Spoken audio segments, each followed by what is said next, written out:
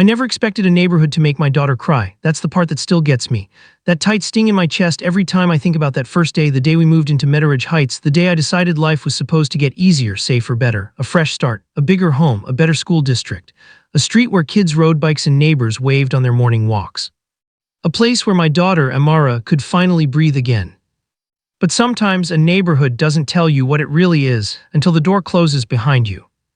The sun was still shining bright the day we pulled up to our new home. Amara leaned against the window, eyes wide, face glowing the way only a 13-year-old with big dreams and bigger playlists can glow. "Daddy, look, they've got sidewalks, real sidewalks, and the houses are so pretty." She wasn't wrong. The place looked like a postcard, perfect lawns, trimmed hedges, white fences, polished driveways, kids tossing basketballs, a golden retriever chasing a frisbee, wind chimes singing in the breeze. The kind of place that makes you think, yeah, maybe I made it. The kind of place where a single black father with a teenage daughter should finally be able to relax. That was before I saw the woman staring at us from across the street. Her arms were crossed, her mouth a tight, disapproving line, her eyes tracking our car like we were invading her property. Pale skin, stiff haircut, sunglasses too big for her thin face. She didn't wave, she didn't smile, didn't even pretend. She just watched. Amara didn't notice. She was too busy planning where to put her plants and LED lights inside her new room. But I noticed. I always notice. I stepped out of the car and stretched, letting out a long breath. I forced myself to push the woman's glare out of my mind. This was a good day, a big day. Maybe she was just cautious the way some neighbors are with new arrivals. But then she started walking toward us, straight line, feet stiff, shoulders squared like she was heading into battle. "Daddy, is she coming over?" Amara whispered. "I guess so," I muttered, trying to keep my voice neutral. The woman stopped 3 feet from me, not close enough to shake hands, not close enough to pretend she cared. "Hello," she said, her voice sharp like cold metal. "I'm Cassandra Pike, HOA president." Of course she was. I wiped my hands on my jeans. "Nice to meet you, I'm Jordan, this is my daughter Amara." Her eyes flicked to Amara's face, then back to me, fast, dismissive, and not with kindness. "I see," she said. "Welcome to Meadow Heights, we take our rules very seriously here." I smiled politely. "That's good, stability is important." "Stability," she repeated slowly, as if testing whether I understood the word. I felt my smile tighten, but I kept it on anyway. Amara stepped closer to me, her arm brushing mine. Cassandra scanned our truck, the boxes, the furniture wrapped in blankets. Everything normal except the way she looked at them, like something was already wrong. "You'll need to submit exterior changes to the HOA," she said. "Before you paint, before you install anything, before you add lawn furniture." "I'm not changing anything," I replied, "just moving in." She didn't blink. "Good, we've had issues in the past. Some families don't always understand the standards we uphold here." Families. Not people. Not residents. Not homeowners. Families. Her gaze slid over my dark skin, then over Amara's braids tied with colorful beads. I felt the message hit my chest before she even finished speaking. "We prefer consistency," she continued. "A neighborhood that looks the same, flows the same, represents the same values." That word "same" hung in the air like a warning. I opened my mouth to respond, but Amara tugged my shirt. "Daddy," she whispered, "can we go inside? I want to see my room." Cassandra's expression didn't soften, but she stepped aside. "Yes, do that," she said, waving a dismissive hand. "And please remember, any violations will be fined immediately." Then she turned and walked away like she had checked a box on a list. The air felt heavier the moment she was gone. Amara looked up at me, face puzzled. "Was that weird?" "Just a formal lady," I said, "nothing to worry about." But I knew. We had barely unpacked one box and I already knew. Something was wrong here. Inside the house, the sunlight pouring through the living room windows made everything feel warm again, safe again. The walls were freshly painted, the floors shining. Amara ran up the stairs laughing, calling out room numbers like she was announcing a game show. "Daddy, this room has a balcony. Can I have this one, please?" "You can have any room you want," I called back. Her laugh echoed, and for a moment I let myself forget Cassandra and her stiff stare. I walked room to room, imagining life here, the breakfasts on weekends, the summer evenings on the porch, the birthdays, the movie nights, the quiet. But peace in Meadow Heights wasn't meant to last long. Not even a day. By the time we finished unloading, the sun had dipped behind the houses, casting orange shadows across the lawns. Amara fell asleep on the couch, shoes still on, one hand under her cheek. I draped a blanket over her and stepped outside to grab the last box. That's when I saw them. Two neighbors walking down the street, whispering, looking at my house. The look wasn't curious, it was judgment coded in something heavier, something I'd seen before.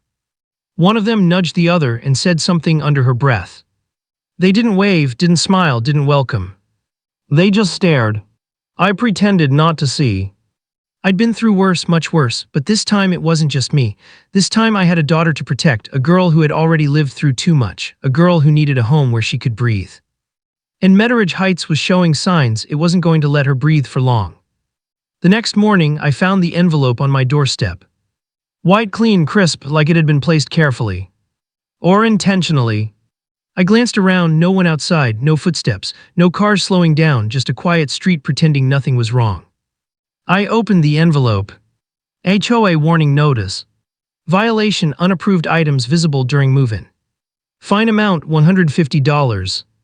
I laughed out loud, a bitter laugh, deep, unexpected. A fine only 12 hours after moving in.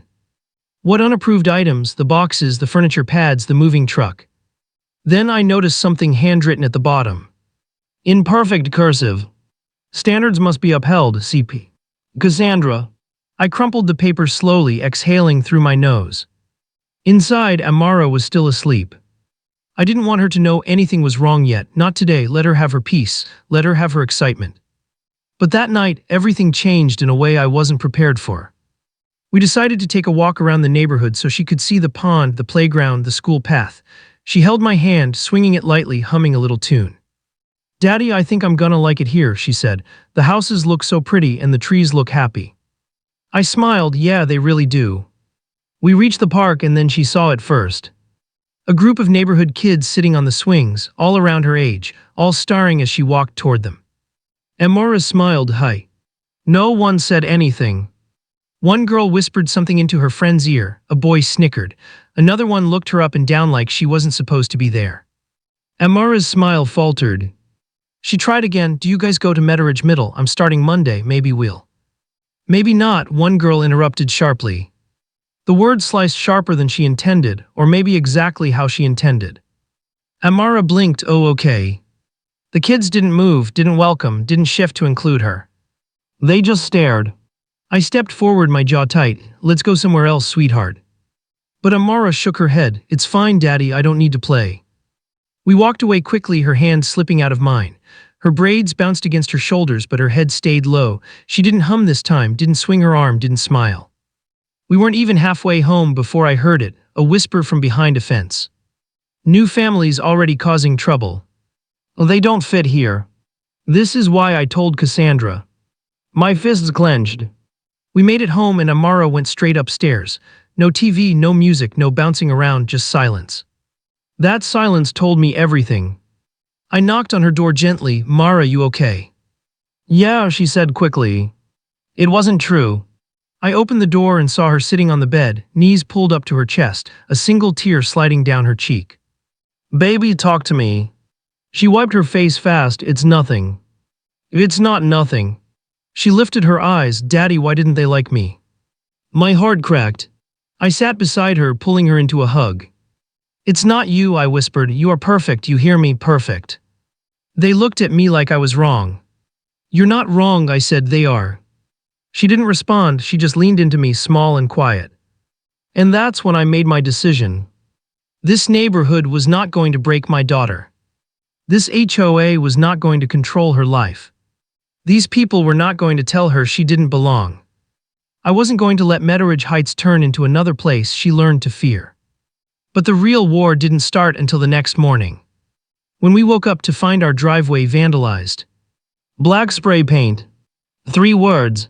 3 words that made my blood run cold. Go back where?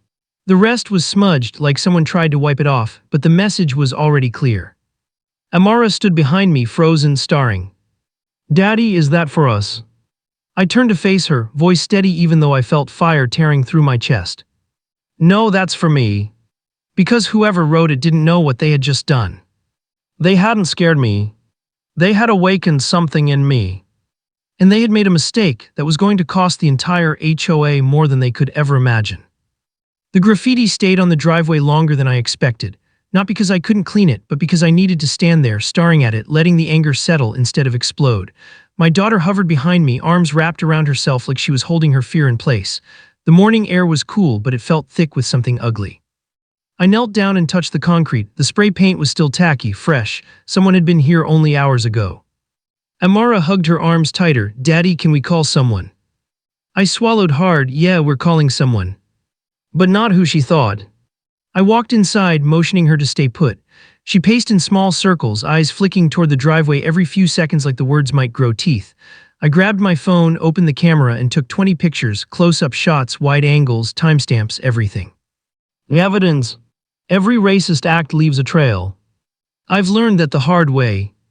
But before I could even finish taking pictures, someone knocked on my door. Not a soft knock. A firm, deliberate one. I opened the door to find Cassandra standing there, clipboard in hand, lips pressed into a thin line. She glanced sideways at the driveway, then back at me unfazed, like she was looking at a spilled drink, not a hate crime. I received a complaint, she said. Several neighbors reported inappropriate markings on your property. My property didn't mark itself, I said, stepping forward. She raised an eyebrow. Regardless, it violates HOA appearance standards. The community expects prompt removal. I stared at her, stunned. You're giving me a citation for being vandalized. She didn't blink. The rules are clear. It's a racist message. That is not my concern, she said sharply. The concern is the impact on neighborhood aesthetics. My jaw tightened. A crime happened. Alleged, she corrected, unless you have proof. I held up my phone. I have pictures. She shrugged. Pictures don't show who did it. Her eyes lingered on me long enough for her meaning to sink in. She wasn't here to help. She wasn't here to support. She was here to weaponize the situation against me and pretend she wasn't doing exactly that. I stepped closer. My daughter saw that. She's scared. Cassandra's expression didn't change. I suggest you remove it quickly so she isn't further distressed. Her tone wasn't empathetic, it was mocking. Amara appeared behind me, peeking out from the hallway. Cassandra noticed her and something flickered in her eyes, something cold and judgmental. Hello, Cassandra said flatly. I hope you're settling in. Amara didn't respond, she just stepped back out of view. Cassandra clicked her pen. You will receive a notice in the mail, have a good day. And just like that, she turned and walked away. I stood frozen in the doorway, rage coiling inside my chest. My hands shook not from fear but from the exhaustion of holding myself back. Amara came closer. Daddy, is she mad at us? No, I said, she's afraid. Of what? Of losing control. Amara didn't fully understand, but she nodded anyway. I spent the next hour scrubbing the driveway. The paint smeared but didn't disappear fully, just enough for the mocking message to blur. My knuckles ached, my shoulders burned, but I didn't stop until every trace was gone. Because Amara was watching from her bedroom window. When I came inside, she was sitting at the kitchen table, tracing circles on the wood. Daddy, do people here hate us? Some, I admitted, but most don't even know us yet. She nodded slowly. I wish people wouldn't look at me like I don't belong. My chest tightened. You belong everywhere you go, understand? She didn't argue, but she didn't smile either. That smile didn't return for days. The following morning, an envelope sat in the mailbox. Not just any envelope, one of those pristine, bright white HOA envelopes sealed like a summons from a queen. I tore it open. Violation notice. Failure to maintain driveway appearance. Fine amount $180. Additional notes, immediate action required. No mention of vandalism. No acknowledgement of the hate message. Just the fine. Below it, a handwritten note. For future reference, unexpected markings should be reported before they appear visible to neighbors. CP. Before they appear visible. So now I was supposed to predict hate crimes before they happened. I crushed the letter in my hand, my pulse pounding in my ears. Before I could cool off, my phone buzzed.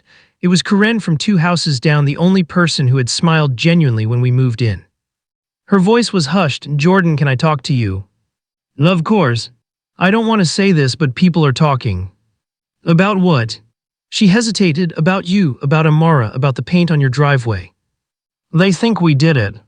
She sighed. Cassandra is spinning a story, saying you made it up to stir trouble. Some neighbors are repeating it. My jaw locked. Of course she is. She's holding a board meeting tonight, Karen continued. She didn't publicly announce it, but I overheard her telling a couple of people it's about addressing a disruptive new resident. I exhaled slowly, controlled, deliberate. Thanks for telling me. I'm sorry you're going through this, she said quietly. Amara seems like such a sweet kid. Oh, she is. And she deserves better than this. She knew what I knew, even if she didn't say it directly. This wasn't about rules. This wasn't about paint. This wasn't about moving guidelines. This was about race. About control. About fear. And they were coming after us quietly, hoping we wouldn't push back. But I wasn't built to sit quietly. Not when my daughter was the one being hurt. When evening came, I told Amara I was going to the store. She nodded, barely looking up from her sketchbook. She was drawing a girl sitting alone on a swing. My heart cracked again. I kissed her forehead and stepped out. The walk to the HOA office felt colder than usual. Shadows stretched across the street. Several porch lights turned off as I passed, as if people were hiding, pretending they didn't see me walk toward the brewing storm. When I reached the community center, I saw something that made my stomach drop. Cars. Lots of them. More than I expected. Cassandra wasn't holding a small meeting, she was holding a gathering. A tribunal, a stage to publicly shame us. I opened the door and stepped inside. Every head turned. Some eyes narrowed. Some darted away. Some watched me with quiet apology. But all of them watched. Cassandra stood at the front, clipboard in hand, posture stiff like a judge waiting for the guilty party. Well, she said loudly, since you've decided to attend, we can proceed. Her voice echoed through the room. This meeting concerns the recent disturbances caused by Mr. Jordan and his daughter. A murmur ran through the crowd. Disturbances, I said, we've lived here 1 week. Cassandra smiled, a thin, sharp smile, and yet you've already brought complications. She lifted the vandalism photos I'd posted to the community forum. At first glance, this seems concerning, she said, but several neighbors have raised doubts about its authenticity. My eyes scanned the room. Some people looked guilty, others looked emboldened. Cassandra continued, there were no witnesses, no cameras, no established history, and the markings were removed unusually quickly. Because it was racist and my daughter saw it, I snapped. She raised a hand, please, we need order. A woman in the crowd spoke up, why would anyone vandalize their own driveway? Someone else added, it seems attention-seeking. My jaw tensed. Cassandra glided forward, exactly, and given that our community values peace and uniformity, we cannot allow unnecessary unrest. Unrest, I repeated, someone targeted my child. Again, she said calmly, allegedly. Every muscle in my body clenched. I stepped toward the center of the room. My daughter cried herself to sleep, that's not alleged. Some eyes softened, others hardened. Cassandra clicked her pen. Regardless, the board has decided to place your household under observational review. Observational review, I echoed, incredulous. It means, she said slowly, savoring the words, that for the next 30 days all exterior behavior, decorations, guests, and vehicle activity will be monitored. My heartbeat roared in my ears. You're surveilling us. Not you, she said, your property, it's standard for high-risk residents. High risk. The word hit different. High risk, I repeated, stepping closer, because we're black. Hush, Phil. Cassandra stiffened, race has nothing to do with this. Everything to do with this, I shot back. She held her clipboard tighter. Your behavior has drawn attention to your household, that is all. My behavior, I said. What about the kids who bullied my daughter? What about the neighbor who painted my driveway? Cassandra gave a cold shrug. No evidence, no accountability. The crowd murmured again. I scanned every face in that room, some curious, some disgusted, some secretly agreeing with me but too scared to move, and then one pair of eyes caught mine. Karen. She sat near the back, hands folded tightly, throat bobbing. She wasn't scared of me, she was scared of Cassandra. And suddenly, I knew something important. People weren't ignoring the truth. They were afraid to speak it. Cassandra turned back to me. If you do not comply with the review, your residency will be reevaluated. You're threatening to remove us. She smiled wider. I'm enforcing harmony. Harmony? A word she used like a knife. I took a slow step forward. Let me make something clear. Everyone leaned in. I'm not leaving this neighborhood, and I'm not letting you control my daughter's life. You think you can scare us into disappearing. You think you can intimidate us into silence. You think you can target the only black family here and hide behind rules. I shook my head. Not happening. The room was dead silent. People exchanged looks, some ashamed, some anxious, some curious, but Cassandra she didn't break. She leaned in until only I could hear. You will break, she whispered, everyone does. I stepped back, not me. Her smile vanished, we'll see.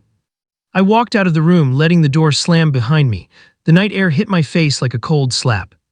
But instead of cooling my anger, it sharpened it. Because this wasn't just a fight for dignity. It was a fight for my daughter. And I wasn't losing. Not to Cassandra. Not to this HOA. Not to anyone. I walked home from that meeting with my hands still shaking, not from fear, but from holding so much anger in a container too small to hold it. Every porch light I passed flickered like someone was watching. Curtains shifted. Windows glowed with silhouettes leaning too close. They weren't subtle. Not anymore. When I reached my driveway, the smear of where the graffiti had been stared back at me like an unhealed bruise. Amara's bedroom light shone upstairs, a soft purple glow from her string lights. I exhaled and walked inside, locking the door behind me like I was shutting the neighborhood out. Amara sat at the kitchen table, her sketchbook open, but she wasn't drawing. She was just staring at the paper like she forgot how to start. Her shoulders were tense, her face soft with worry. When she saw me, she sat up quickly. Daddy, how was the meeting? I took a breath, it was loud. Did they help? She asked, her voice hopeful and afraid at the same time. I didn't want to lie, but I couldn't tell her the truth, not all of it, not yet. They didn't fix anything, I said, but they heard me. She looked down again, I hate this place. Hearing that hurt more than anything Cassandra could have done.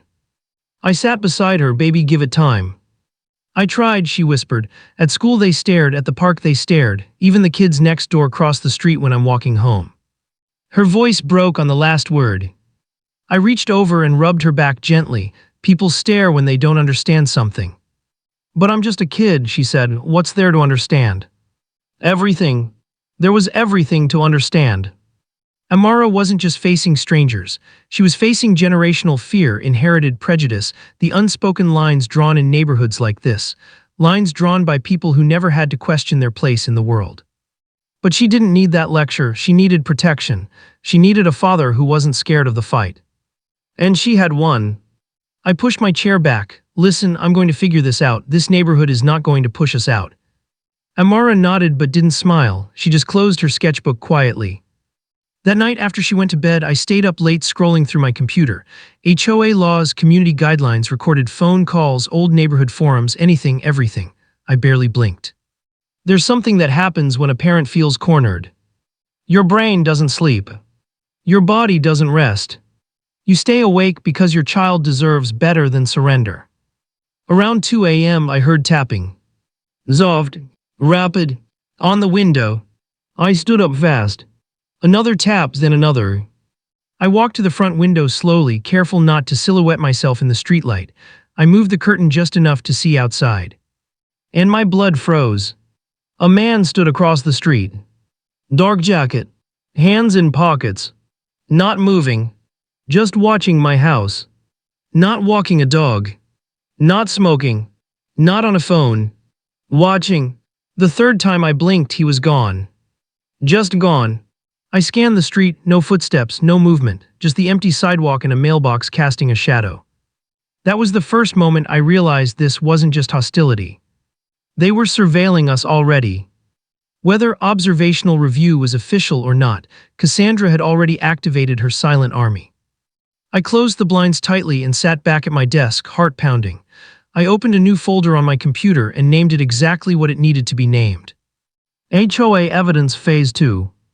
Because now things were escalating, and I wasn't going to wait for them to corner us again. The next day was worse. It started with an email from the HOA. Notice of non-compliance. Subject: excessive noise. I hadn't made any noise. I hadn't even vacuumed. Then came another. Improper use of street parking. My car was parked in my driveway. Then another. Unauthorized exterior activity. I hadn't stepped outside. Cassandra wasn't even trying to make the lies believable anymore. She was creating a paper trail, a narrative designed to trap me, a list of fake violations she could use later to justify escalation. I printed every notice. I saved every email. I timestamped each one. They were building a wall of lies, and I was building the evidence to tear that wall down. But the worst part came around 4 p.m. Amara came downstairs wearing her backpack, ready for her walk home from the bus stop. She hesitated at the door. "Daddy, can you walk with me?" "Of course," I said, always. The sun was setting when we stepped outside, the sky pink and gold. A couple of neighbors looked up from their porches, not smiling, not waving, just watching. As we walked past the corner house, a boy about 14 leaned on his bike, blocking part of the sidewalk. The same kid from the park, the one who snickered at Amara. He stared at her. Amara tightened her grip on my hand. I stepped slightly ahead of her. "Excuse us." He didn't move. He just smirked. "You're the new troublemaker, right?" he asked. "Move," I said. He shrugged, just asking. "My mom says you two are making the neighborhood unsafe." Amara's breath hitched. I felt something inside me snap, but I kept my voice calm, unshakably calm. "Move," I repeated. The boy stepped aside reluctantly, rolling his bike back a few inches. I didn't look away until we were past him. "That kid scares me," Amara whispered. "He won't bother you again," I said softly. But he wasn't the problem. His mother was. The same mother who had whispered behind the fence. The same mother who sat in that HOA meeting. The same mother repeating Cassandra's lies to her child, lies that were now weaponized against my daughter. When we reached the house, Amara hurried inside while I stayed on the porch, breathing heavily.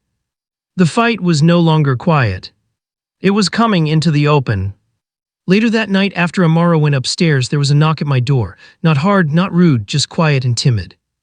I opened it to find Karen standing there, clutching a folder to her chest. Her eyes darted around the street. "Can I come in, please?" "Of course," I said. She stepped inside quickly, like she was afraid of being seen. "What's wrong?" I asked. Her voice trembled. "Jordan, you need to know something. The HOA, they're planning something." I felt cold. "What?"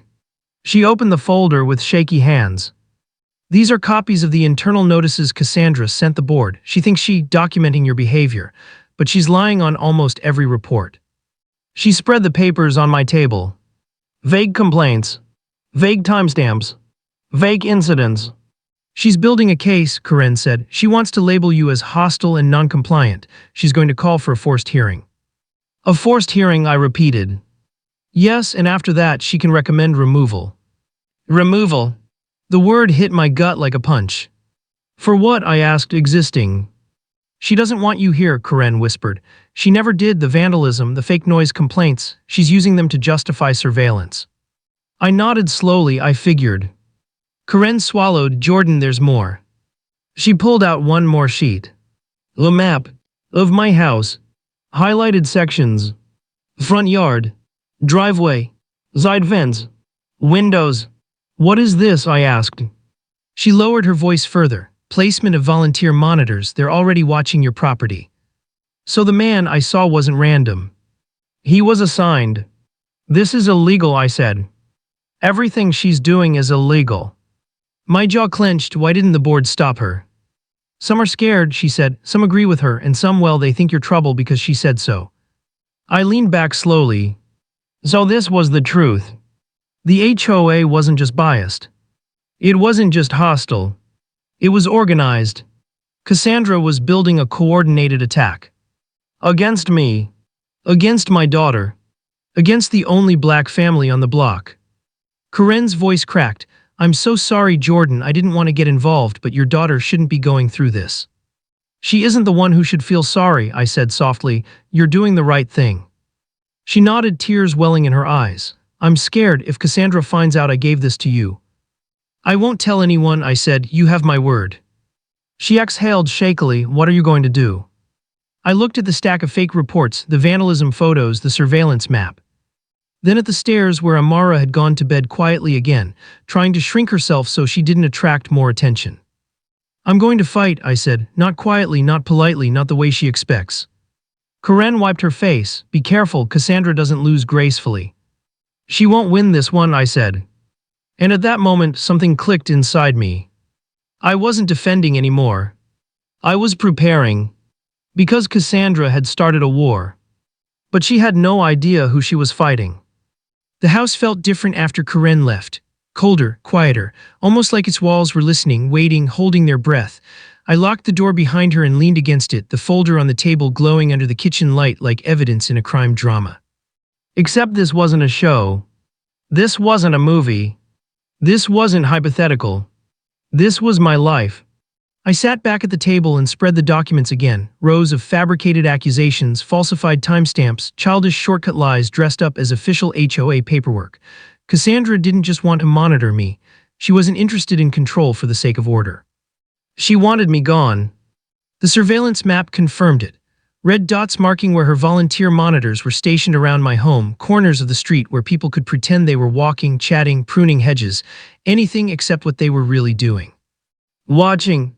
I stood there staring at the map until every dot burned in my memory. Then I folded it slowly, deliberately, like I was sealing a promise. Whoever Cassandra thought she was. She hadn't met the version of me that protects family. She hadn't met the person who has nothing left to lose. And she certainly hadn't met the father I become when my child is being hunted. I grabbed the folder, walked upstairs, and peeked into Amara's room. She was asleep, curled up in a tight ball, her braids fanned over the pillow. Even in sleep, her eyebrows were knitted with stress. I pulled her blanket up and kissed the top of her head. "I got you," I whispered, "no matter what." She didn't stir. I closed her door softly and walked downstairs with a decision I knew I couldn't take back. Cassandra thought she was playing chess. But chess only works when your opponent plays by the same rules. I didn't. The next morning, a black sedan crept down our street, not the blue one, a new one, tinted windows, slow rolling, the kind of slow that isn't looking for house numbers, the kind of slow that isn't lost, the kind of slow that watches. The kind of slow that plans. I stood on the porch holding a broom I wasn't even using, pretending to sweep the steps while watching the sedan pass. I didn't hide, I wanted them to know I saw them. The car paused near the stop sign, held still too long, then glided around the corner. "Daddy," Amara asked from behind me, rubbing her eyes, "why are you sweeping at 7 in the morning?" "I'm just checking the porch," I said. She looked over my shoulder, suspicious. "Is everything okay?"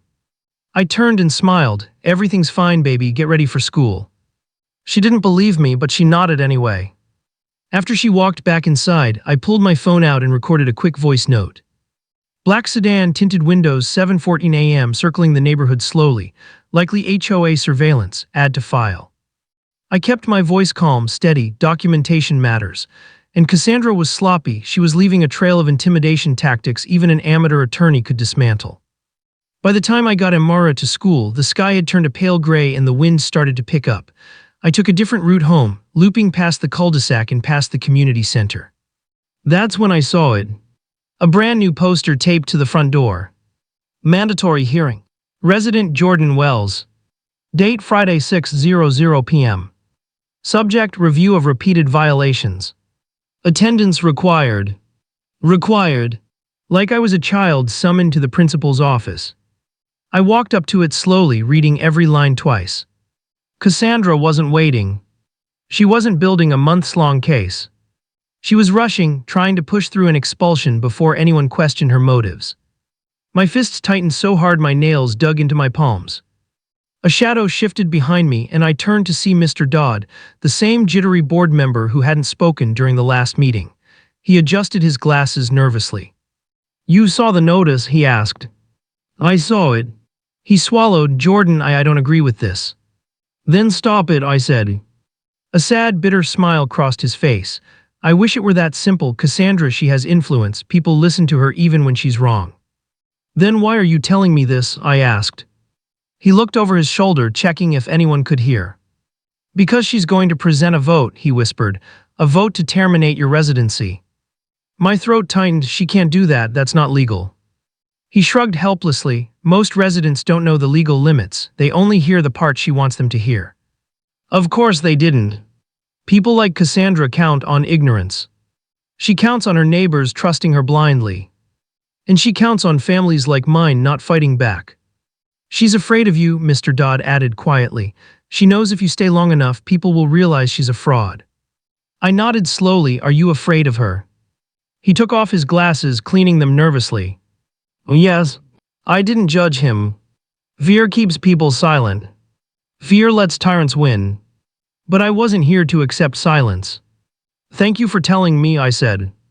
He looked like he wanted to say more, but he backed away instead, disappearing into the parking lot like a man caught between conscience and cowardice. I pulled out my phone, snapped a photo of the poster, and added it to the evidence folder. Then I turned and walked home with a new determination tightening inside me. Friday wasn't going to be Cassandra's big moment. It was going to be mine. Around 3 p.m., I stood at the bus stop waiting for Amara.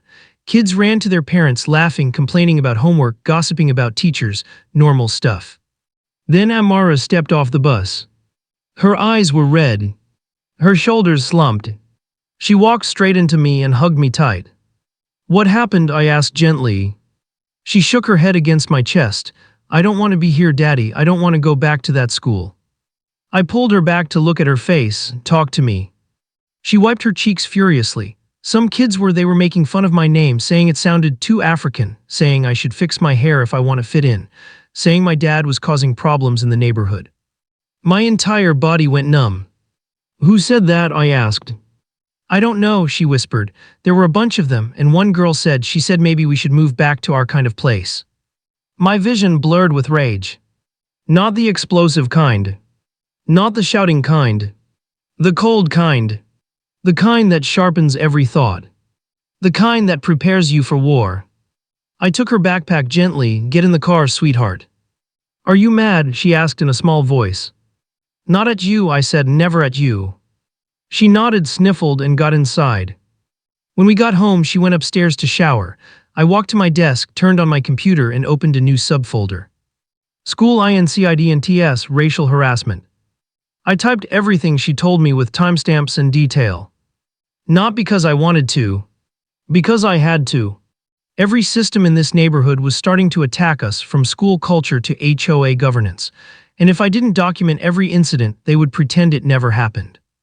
After I finished typing, I sat back and rubbed my eyes. Then another knock rattled the door. I opened it to find a package on my mat. A brown envelope. Thicker than usual. No return address. I picked it up slowly and brought it inside. When I opened it, my heart stopped. Inside were printed screenshots. From inside my home. Inside my kitchen. Inside my living room. Images taken through the windows. That night, while the lights were on, while I was cooking, while Amara was doing homework, someone had been photographing us, watching us, documenting us. Not from the sidewalk. Not from a distance. Close enough to angle the camera between blinds. Close enough to take pictures through tiny gaps. My chest tightened. Oh hell no. At the bottom of the stack, a note. "You cannot hide what you really are. We see you. We see everything." No signature. No initials. Just the threat. Hands shaking, I opened the front door again and scanned the street. A neighbor watering her flowers looked away too quickly. A man getting mail shut his box fast. A couple walking their dog turned the other direction. Everyone pretended they didn't see me holding the photos. Cowards. Every one of them. I stepped back inside and locked the door harder than I intended. Then I grabbed my phone and dialed Karen. She answered on the second ring. "Jordan." "I got pictures," I said. My voice was low, controlled, too controlled. "Someone been taking photos into my home." "What?" she gasped. "That's illegal. Everything they're doing is illegal." "Cassandra." "This was Cassandra," I said. "This is someone else, someone worse." She inhaled shakily. "What are you going to do?" I looked at the photos again, me chopping vegetables, Amara stretching on the couch, me reading, us talking at the table, moments that were private, intimate, vulnerable. Moments a stranger had stolen. "I'm going to end this," I said. "But how?" she whispered. I stared at the evidence folder, the surveillance map, the fake violations, the vandalism, the racist harassment. "It's time," I said slowly, "to turn their system against them." At dinner, Amara picked at her pasta. I tried to stay calm, tried to keep my voice light, but she could feel the tension in the air. "Daddy," she finally asked, "are we safe here?" Her question cracked something inside me. "Yes," I said immediately, "you are safe with me." She nodded but didn't look reassured. "Am I the reason everything is happening?" she whispered. "What?" I stepped toward her. "Baby, no, none of this is your fault. But the kids, they keep saying it, that it's because of me." It's because of their parents, I corrected gently. Because their parents see us as a threat, because their parents taught them to be afraid of what they don't understand. She swallowed. Are we going to move? I took a long breath. No, I said firmly, we are not running, not this time. She hesitated. What if they don't stop? They won't, I said, not until I make them. She didn't ask how. Maybe she didn't want to know. After dinner, she went upstairs to finish homework. I stood at the sink washing dishes by hand, more to calm my nerves than anything. Water ran over my fingers, warm and grounding. Then I made a decision that felt like stepping off a cliff. I turned off the faucet, dried my hands, and grabbed the folder again. Tonight wasn't for reacting. Tonight was for planning. Cassandra's hearing on Friday wasn't going to be the day she kicked me out. It was going to be the day I exposed her. Every lie, every forged report, every racist move, every person she weaponized. She built a system of surveillance and fear. Fine, I would build a case of truth and evidence. And when I walked into that meeting, they wouldn't be looking at a high-risk resident. They'd be looking at the man who dismantled their rotten system. Piece by piece. And after that, they'd never be able to look at us the same again. Not with judgment, not with fear, not with hate, not with ignorance. The only way they'd look at us was with guilt, with shame, with the realization that the people they targeted were stronger than they ever expected. I turned off the kitchen light, the folder in my hand, the decision made. Friday wasn't going to be a hearing. It was going to be a reckoning. The days leading up to Friday felt like walking through a battlefield where every sound was a warning. Every morning there was a new envelope, a new false accusation, a new reason for Cassandra to tighten her grip. But none of the envelopes mattered, not now, not after the pictures someone had taken inside my home. Those images changed everything. They turned irritation into fury, fear into readiness, and preparation into war. Thursday evening I sat at my dining table with my laptop open, tabs everywhere. HOA statutes, civil codes, anti-harassment laws, residential privacy violations. I dug deeper than any homeowner ever should, but that's what happens when you're targeted. You learn to survive by understanding the rules better than the people abusing them. Every document Karen gave me was spread out across the table. Surveillance maps, fake reports, fabricated timestamps. It looked like a crime scene investigation. Amara walked down the stairs quietly. She had been quieter these days, softer, her glow dimmed. "Daddy," she said, peeking into the room, "are you still working?" "Yeah," I said gently, "just finishing up something." She approached cautiously. "Will everything be okay tomorrow?" I leaned back in the chair. "Everything will be different tomorrow." "Different good or different bad?" "Good, I promised. I won't let anything happen to us." She nodded. I could tell she wanted to ask more, but instead she hugged me from behind, her cheek pressed against my shoulder. "I believe you," she whispered. She didn't realize it, but those 3 words were the strongest fuel I had. After she went upstairs, I stayed awake long after midnight, printing out documents, highlighting lines, organizing every piece of evidence into folders. HOA fabrications, surveillance maps, racially motivated escalation, illegal harassment, threatening materials. I made a master binder, the kind attorneys use in depositions, thick spine, laminated tabs. Every lie Cassandra had told, every violation she weaponized, every moment she crossed the line. I put it all in chronological order. Then I put the photos, the ones taken through my windows, on the last page.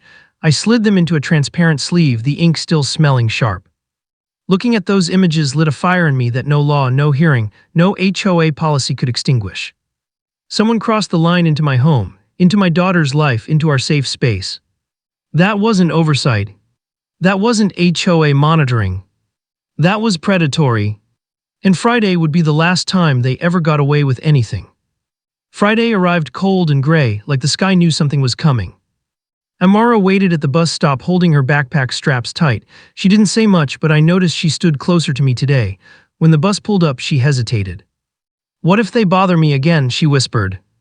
"If they do, I'll handle it," I said. "No one is allowed to hurt you, not at home, not at school, not anywhere." She stepped onto the bus, looked back once and nodded. After the bus drove away, I stood there longer than usual. The wind brushed my jacket, leaves rolled across the sidewalk. Somewhere behind me, a camera shutter clicked. I didn't turn. Let them watch. They'd regret it soon enough. I spent the entire day preparing, not rehearsing, preparing. There's a difference. Rehearsing is what you do when you're nervous. Preparing is what you do when you're ready. I made 3 copies of the binder. One for the HOA, one for the witnesses I would call out, and one for myself. I recorded a timestamped video documenting every piece of evidence. I organized Karen's leaked papers. I saved screenshots of the threatening letter. By 5:30 p.m., the binder was so full it strained the rings. At 5:45, I put on my jacket, grabbed my keys, and stepped out onto the porch. The neighborhood watched. They pretended not to. Pretended to check flowers, pick up leaves, water lawns. But every eye lingered. They knew something was happening tonight. At 5:55, I reached the community center. Cars filled the lot. Not just board members. Not just volunteers. Residents, dozens of them. Word had spread. Cassandra had made sure of that. She loved an audience. When I pushed the door open, the room went silent. Some people looked nervous. Some looked eager. Some looked guilty. And then there was Cassandra. Standing in the center of the front row, wearing a navy blazer like she was about to brief a news camera, clipboard in hand, chin high, the look of someone who thought she'd already won. Behind her stood 2 board members. To their right stood 3 volunteer monitors. I recognized one immediately, the man who watched my house in the middle of the night. He smirked. Cassandra stepped forward. "Mr. Wells, you're right on time." I held her gaze, wouldn't miss it. "Good," she said. "Please take your seat. The hearing is now in session." I didn't sit. I placed the binder on the table instead, slow, intentional, letting the thud echo louder than it should have. A few people flinched. Cassandra blinked once slowly. "If you would please sit." "No," I said. The room shifted. Cassandra's lips pressed together. "This is a formal hearing, Mr. Wells." "Then let's begin formally," I replied, "with transparency." "Transparency," she repeated, amused.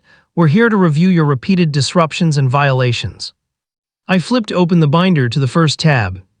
"We're here to review yours." A wave of murmurs spread. Cassandra stiffened. "Excuse me." "You fabricated reports," I said. "You falsified timestamps, you arranged neighborhood surveillance, you escalated harassment, and you targeted my daughter." A resident gasped. Someone whispered, "Targeted." Someone else whispered, "I knew something was wrong." Cassandra regained her composure quickly. "I will not entertain baseless accusations," she said. "Good," I said, "because these aren't baseless." I handed a copy of the binder to the nearest board member. "Tab 1, I said, "inconsistencies in your violation reports." He opened it, his face paled. "Tab 2, I continued, "fabricated timestamps on emails claiming I caused noise at times I wasn't home." Someone in the back whispered, "He has proof." "Tab 3, I said, "the map, the one showing where you assigned volunteers to monitor my property." Gasps filled the room. Cassandra lunged forward, snatching the map from the board member's hands. "This is confidential internal documentation," she snapped. "Then you admit it's real," I said calmly. Her eyes widened. Residents stared. Whispers multiplied. Doubts spread like cracks in glass. I wasn't done. "You created a high-risk resident designation for the only black family on the street," I said. "No," she said sharply, "absolutely not." "Then explain why we're the only ones on your surveillance list." Silence. I pulled out the next set of documents. Tab 4, photos taken inside my home. The room erupted. "What? You're kidding. Inside? That's illegal." Cassandra's face turned white. "I didn't take those photos." "Someone under your authority did," I said. "Someone who felt empowered by your harassment, your lies, your racism." "Watch your language," she screamed suddenly. "Watch your behavior," I replied. The volunteer monitor stepped forward, jaw tight. "You don't belong here." "And there it is," I said loudly, "the truth." The room froze. Everyone heard it. Everyone. Cassandra spun toward him. "Tom, what are you doing?" "What you don't have the guts to say out loud," he muttered. People started standing. Some walked backward. Some raised their voices. Some pointed fingers. Everything Cassandra had been hiding was spilling into the open. I lifted my hands slightly. You can keep pretending this is about rules, but it's not, it never was. It's about race, it's about control. It's about a system you thought I wouldn't understand and a child you thought wouldn't fight back. Amara's face flashed in my mind, small, scared, alone on the swing. No more. I lowered my voice, letting every word pierce the air. You messed with the wrong family. Cassandra slammed her clipboard onto the table. Enough, this meeting is closed. She grabbed the mic and tried to shut it off, but the cord tangled. The static filled the room. No more discussion, she shouted, no more. A voice interrupted her. Firm, strong, clear. Actually, there will be discussion. Karen stepped forward from the crowd. All eyes turned. Cassandra's mouth fell open. Karen, not you. Yes, Karen said, holding up her own folder, me. She walked up beside me, shoulders shaking but not backing down. I have copies, she said loudly. Copies of the documents she hid, copies of the false reports, copies of the racist complaints she never addressed, copies of the board notes she forged. A resident yelled, is that true? Another shouted, what's going on here? Another screamed, you lied to us. Cassandra reached for Karen's folder, but I stepped between them. You're done, I whispered to her. Cassandra backed away, trembling with rage. You think you've won, she hissed. You think this changes anything. It changes everything, I said. Because for the first time, she looked scared. Not angry. Not powerful. Not confident. Scared. Residents surged forward, demanding answers. Board members whispered frantically. The volunteer monitors tried to shrink into the walls. It was chaos. It was collapse. It was Cassandra watching her empire crumble. And it was just the beginning. Because tomorrow I wasn't just exposing her. Tomorrow I was ending her. The room shook with noise, voices overlapping, chairs scraping, residents shouting questions they never had the courage to ask before. It was the sound of a dam bursting, of lies finally drowning in the flood they created. Cassandra's face twitched, the confident mask cracking into something panicked and unstable. She tried to scream over the crowd, slamming her fist onto the podium, but no one was listening anymore. Not even the board members at her side. Especially not the one who had always avoided my gaze, Mr. Dodd. His hands were shaking as he flipped through the binder I'd given him. Karen stood beside me, breath shaking but resolve solid as stone. You ready? She whispered. I nodded, time to finish this. Cassandra tried to storm past me, but I stepped into her path. She stopped so suddenly she nearly tripped. Her eyes were wild, fear and fury mixed like oil and fire. Move, she hissed. No, I said quietly, you're not leaving, not tonight. You have no authority to keep me here. But they do, I said. I pointed over her shoulder. 2 sheriff's deputies stood in the doorway. The room froze. Cassandra turned slowly, her lips trembling. What are who called you? One of the deputies spoke calmly. We received multiple anonymous reports regarding harassment, falsifying documents, intimidation, and illegal surveillance. Her eyes darted around. Anonymous, you, she pointed at me, fingers shaking. You did this, you called them. I didn't have to, I said, your neighbors did. She spun to face the crowd. Every resident had stepped back from her. Every face that once nodded obediently at her commands was now carved with doubt and disgust. Even the volunteer monitors wouldn't look at her. Her world was collapsing in real time. You can't arrest me, she stammered, you can't. We're not arresting you, the deputy said, yet. The word hung in the air like a blade. We're escorting you to answer questions regarding the evidence submitted. She shook her head violently. This is my community, my HOA, I built this neighborhood. No, I said softly, you used fear to control it and now fear is gone. Shut up, she screamed, shut. Her voice cracked, collapsing into a ragged sob. The deputy took her arm gently but firmly. Ma'am, let's go. She tried to pull away, but he held steady. Her clipboard fell to the floor with a hollow smack, papers scattering like the lies she'd built her empire on. She was halfway out the door when she twisted back toward me. This isn't over, she spat. People like you always ruin everything. I stepped forward so she would hear every word. We didn't ruin anything, I said, we revealed it. Her face contorted, she lunged, but the deputies pulled her out before she could reach me. The door closed behind her. The room exhaled. For a long moment there was nothing but silence, heavy, stunned, disbelieving. Karen wiped her eyes. Mr. Dodd sat down slowly, glasses crooked, staring at the table like he'd just realized the weight of everything he had allowed to happen. And then, one by one, residents turned toward me. Not with suspicion, not with hostility, with guilt. A mother near the front wiped her cheeks. "I'm so sorry, I didn't know." A man shook his head. "We trusted her, we shouldn't have." An elderly woman whispered, "Your daughter didn't deserve any of this." I didn't answer. I wasn't interested in apologies, not yet, not from them. Not while my daughter was home thinking she didn't belong somewhere she had every right to be. Mr. Dodd finally stood. "Jordan, can we speak privately?" I followed him to the front of the room. Karen stayed close, arms folded like my shadow of truth. He lowered his voice. "We're voting tonight, not on your removal, but on hers." He swallowed thickly. "And I want you to stay. I want your daughter to stay. I want this community to fix what it broke." I nodded. "Good, because we aren't going anywhere." He looked relieved, but then his gaze hardened with something like shame. "We owe you more than an apology." Then he motioned to the rest of the board. They stepped forward, unsteady but unanimous. "We have decided," he said slowly, "to void every violation issued to you, every fine, every warning, every accusation." I didn't speak. And he took a deep breath. "We are offering a formal settlement, compensation for emotional harm, unlawful surveillance, targeted harassment, and defamation." Karen's breath caught in her throat. "How much?" she whispered. Mr. Dodd met my eyes, shoulders heavy with responsibility. $4 million. The room gasped. $4 million, someone repeated. "It's the least we can do," he said. "You could sue, you'd win, and this neighborhood would be destroyed." I didn't smile, I didn't cheer, I didn't gloat.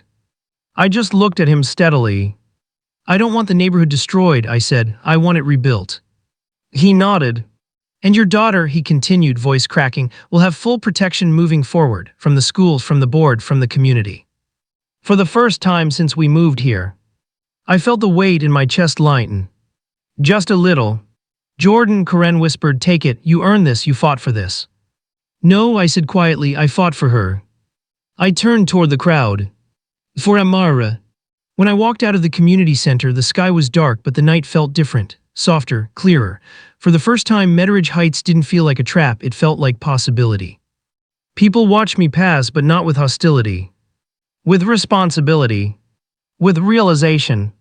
With shame. Some offered small nods. Some stepped aside respectfully. Some murmured apologies as I walked by. It wasn't forgiveness. Not yet. But it was a start. At home, Amara sat on the couch hugging her knees, eyes big and worried. "You were gone a long time," she said. "I know," I replied softly, "but I'm here now." She searched my face, trying to read the truth there. Did they yell at you again?" "No," I said. "They listened." "Are we leaving?" she whispered. I knelt in front of her, took her hands gently. "No, baby," I said, "we're not going anywhere." Her eyes glistened. "Really? Really?" She hugged me so tight my ribs ached. "I'm glad," she whispered. "I didn't want to leave, I just wanted them to stop looking at me like I shouldn't exist." I held her, my voice deep and steady. "They won't look at you like that again." When she finally pulled back, I brushed her cheek. "They tried to hurt us, Amara, but today they learned something." She sniffled. "What?" "That we fight back." She smiled for the first time in days.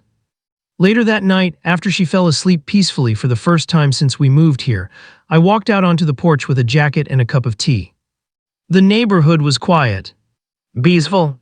Still. No silhouettes watching. No shutters shifting. No slow-moving cars. Just a street finally breathing. I let out a long breath I didn't realize I'd been holding. The wind was soft. The air clear. The weight gone. As I watched the porch light glow across the driveway, clean, unmarked, safe, I felt something I hadn't felt since the day I bought this house. Belonging. Not because they accepted me, but because I took it. Because I stood in front of an entire HOA machine designed to push out families like mine. And broke it. Cassandra thought she could intimidate us. She thought she could harass us. She thought she could scare us into silence. But she forgot who she was dealing with.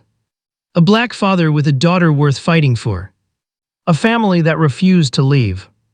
A man who turned their system upside down. I looked up at the night sky full of stars and whispered to myself, "We're still here. And tomorrow, we'd wake up in a neighborhood that finally understood something important. We didn't just belong here. We earned this place more than anyone who tried to push us out. Because in the end, they targeted the only black family on the street. But we fought back, and we won.